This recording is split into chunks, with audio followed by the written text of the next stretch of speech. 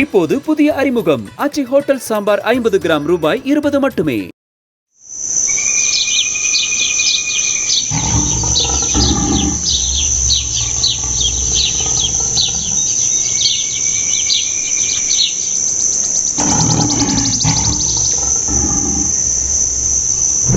குஜராத் மாநிலம் ஜூனாகத் மாவட்டத்தில் உள்ள நானி மோன்பாரி என்ற கிராமத்தில் வசித்து வந்த 4 வயது சிறுவனை ஒரு பெண் சிங்கம் தாக்கியதில் அந்த சிறுவன் உயிரிழந்தார்.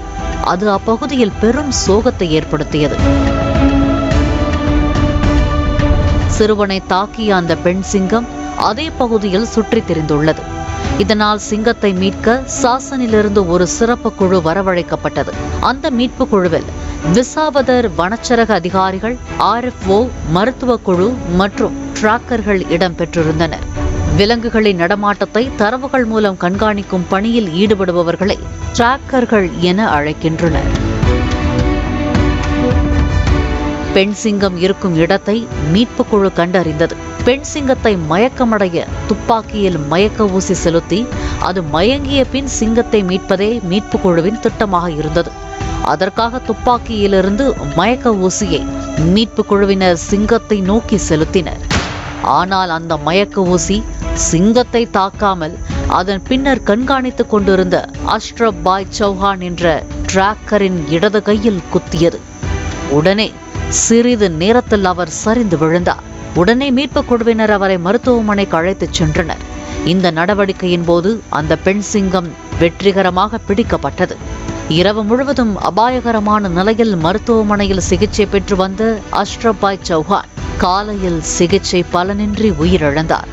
இது மீட்பு குழுவினரையும் இறந்தவரின் குடும்பத்தையும் பெரும் சோகத்தில் ஆழ்த்தியது.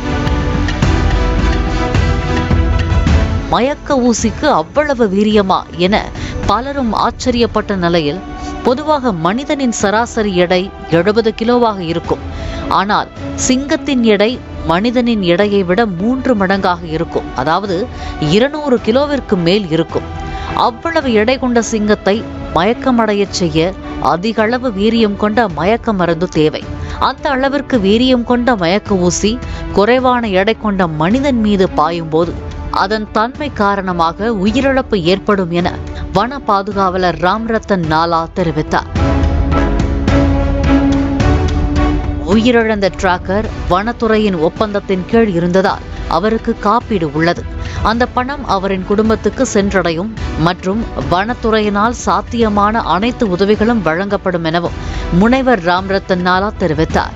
சிங்கத்தை மீட்கும் முயற்சியின் போது டிராக்கர் ஒருவர் உயிரிழந்த இந்த சம்பவம் குஜராத் வரலாற்றிலேயே இதுவே முதல் முறை என்று வனத்துறை தெரிவித்துள்ளது.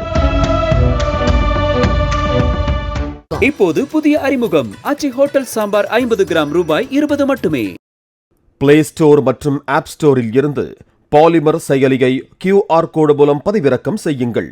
செய்திகளை உடனுக்குடன் பெறுங்கள்.